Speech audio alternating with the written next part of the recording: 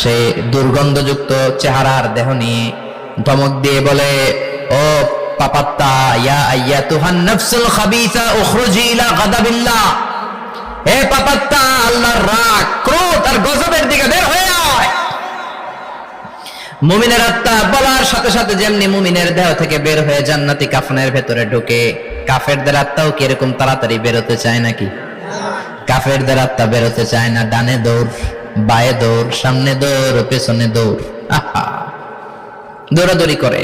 মালাকুল মাউত এটাকে টেনে হিচড়ে, একটা জীবিত ছাগলকে জবাই না করে তার চামড়া উল্টার দিকে টেনে হিচড়ে বের করলে ছাগলটা যত কষ্ট পায়, এর সে কম 70 গুণ বেশি কষ্ট দিয়ে কাফের মুশরিক আর গাদ্দারদের রূহ কবজ করা হয়। আল্লাহ এই পরিস্থিতি থেকে তুমি আমাদের বাঁচাও। মুমিনদের রূহ যেমনি কবজ হয়, ওইভাবে রূহ কবজের ব্যবস্থা করে দিও। ইমানের মৃত্যু নসিব করে দিও, শাহিদি মৃত্যু নসিব করে দিও। আমাকে শহীদ করে সেই মিছিলে শামিল করে নিও, যে মিছিলের নেতা মীর হামজা খোবায়েবে খাব্বাব, আল্লাহর কাছে ছিল অতি প্রিয়, শামিল করে নিও। আমাকে শহীদ করে সেই মিছিলে শামিল করে নিও। পড়েন আমিন। আর জোরে পড়েন আমিন। তার মানে বিমান দুর্ঘটনায় হোক, কিংবা লঞ্চ ডুবিতে হোক, কিংবা আগুনে পড়ে হোক, কিংবা আত্মঘাতী হামলায় হোক, যে যেখানেই মারা যায়, কবরের 3টা প্রশ্ন তার জন্য আছে না নাই? ইসলাম বিরোধীদের জন্য প্রশ্ন 3টা, আপনারা যারা মুমিন তাদের জন্য 4টা, আপনাদের জন্য একটা বেশি। আলহামদুলিল্লাহ কোন? কবরে এসে প্রথম প্রশ্ন করবে, মুনকার নাকির যখন চলে আসবে, 40 কদম যখন আত্মীয় স্বজনরা লাশটাকে কবরের মধ্যে দিয়ে 40 কদম চলে যায়, তখনই ফেরেশতা চলে আসে। আহা, শেষ, সব শেষ। এসে পরীক্ষা শুরু। মার রব্বুক, তোর রবের নাম কি?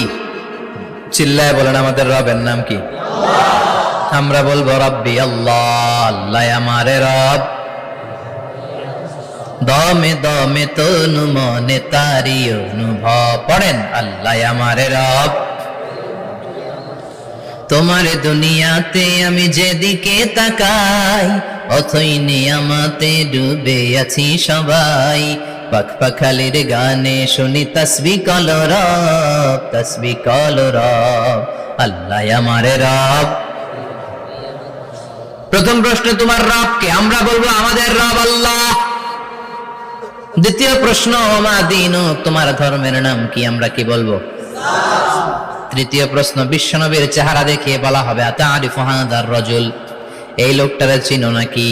আমরা বলবো চিনি, আমাদের প্রাণের নবী, ঠিক কি না? চাঁদের চেয়ে সুন্দর তুমি নবী আমার কামলিওয়ালা, দু জাহানের বাদশাহ তুমি প্যারা নবী সাল্লে আলা, চাঁদের চেয়ে সুন্দর তুমি নবী আমার কামলিওয়ালা, ঠিক কি না? 3টা প্রশ্নের যথাযথ উত্তর যখন দিয়ে দিলেন, আপনার জন্য অতিরিক্ত আরেকটা প্রশ্ন করা হবে, ওয়ামা ইলমুক, তোমার নলেজ কি? 3টা প্রশ্নের উত্তর যে তুমি করতে পারলা, কিভাবে পারলা, কেমনে জানলা? নকল করে বলছো নাকি জেনে বুঝে আসছো? নকল হয় না? এখন তো পরীক্ষা চলতেছে বোধহয়। কি পরীক্ষা? এসএসসি পরীক্ষা। নকল হয়? কৃষ্ণপুরে নকল নাই না? এখন মনে হয় এগুলো একটু কমছে। একটা সময় ছিল অনেক নকল হইতো। পাঞ্জাবের ভিতরে নকল, পকেটে নকল, টুপির ভিতরে নকল, মৌজার ভিতরেও নকল, এমনকি মেয়েরাও নকল করে পরীক্ষার হলে আসে না নাই? স্কেলের মধ্যে লিখে নিয়ে যায়, হাতের মধ্যে লিখে নিয়ে যায়, ওড়নায় লিখে নিয়ে যায়, কাপড়ে লিখে নিয়ে যায়, আসে না নাই? ফেরেশতারা বলবে নকল করছো নাকি? কেমনে জানলা? 3টা প্রশ্নের উত্তর তুমি কেমনে বললা? আল্লাহ তোমার রব, ইসলাম তোমার ধর্ম, এই লোকটা বিশ্বনবী, কেমনে চিনলা? আপনাকে তখন বলতে হবে আমি কোরআন থেকে শিখেছি, আমি হাদিস থেকে শিখেছি, আমি ইসলাম জেনে বুঝে মেনেছি, আমি আন্দাজে কোথাও ঘুরি নাই। চিল্লা এখন ঠিক কিনা? আপনাকে বলতে হবে। এজন্য শিখতে হবে, প্রতিনিয়ত ইসলাম সম্পর্কে জানতে হবে, আখের গোছাতে হবে, জীবনটাকে আলোকিত করতে হবে। চিল্লায় বলেন ঠিক কিনা? চারটা প্রশ্নই যখন হয়ে গেল, ফেরেশতারা বলবে আহলান ওয়া সাহলান ওয়া মারহাবান বিক, খোশামদেদ, কংগ্রাচুলেশন, খোশামদেদ, কংগ্রাচুলেশন, সব প্রশ্নের উত্তর তুমি পেরেছো। ফায়ুফসাহু লাহু কবরুহু 70 যিরান, আপনার কবরটারে 70 হাত লম্বা করে দেয়া হবে।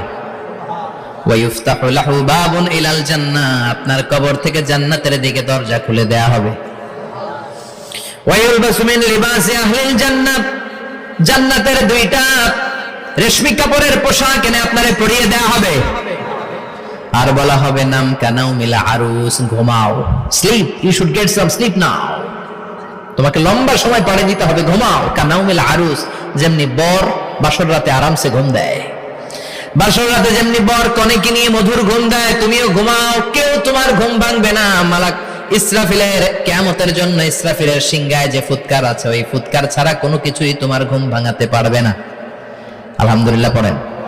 আল্লাহ আমরাও যেন চারটা প্রশ্নের উত্তর দিয়ে লম্বা একটা ঘুম দিতে পারি, পড়ে না আমিন।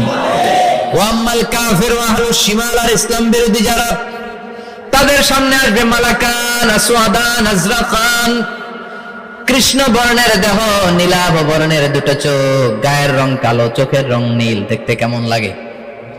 আলিফ লাইলার ভূতের মতো, কথা কন। গায়ের রং কালো, চোখের রং নীল। ফেরেশতা দুইটা আসবে, এসে ত্রাস সৃষ্টি করবে, এসে বলবে বল তোর রবের নাম কি? মার রব্বুক।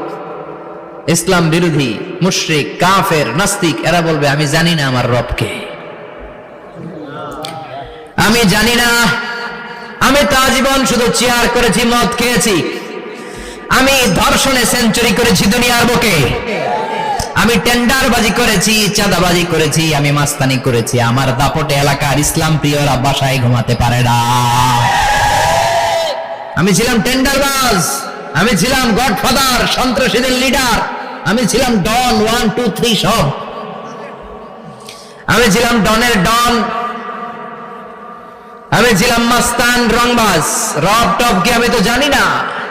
লাদ্রি লাদ্রি, আমার জিজ্ঞেস করো না। আবার প্রশ্ন করা হবে ওয়ামা দীনুক, তোর ধর্মের নাম কি? বলবে লা আদরি, আমার কোনো ধর্ম নাই, আমার কোনো ধর্ম নাই, আমি শুধু মৌজ মাস্তিতে ছিলাম, আমি আনন্দ ফুর্তি করেছি, ইসলাম নিয়ে আমার মাথা ব্যথা ছিল না, আজীবন ইসলামরে আমি বাস দিয়েছি, চিল্লায় বলেন ঠিক কিনা? ইসলাম বিরোধীদের সাথে ছিল আমার চলাফেরা, আমার সব সাঙ্গপাঙ্গ ছিল গুন্ডা বদমাশ ইসলাম বিরোধী। রব কি, ইসলাম কি, এগুলো আমি জানি না, আমার এগুলো জিজ্ঞেস করো কেন? ধর্ম কি আমি জানি না, আমি কিচ্ছু মনে করতে পারছি না। 3 নাম্বার প্রশ্ন করা হবে আতারিফু হাযার রাজুল, দেখো তো এই লোকটারে চিনো কিনা? কয় না, চিনি না, তবে মনে হয় এই লোকটারে দুনিয়ার বুকে আমি গালি দিতাম, এই লোকটার বিরোধিতা করতাম, ব্লগের মধ্যে এই লোকটার ব্যাপারে কুৎসা রটনা করতাম, এই লোকটার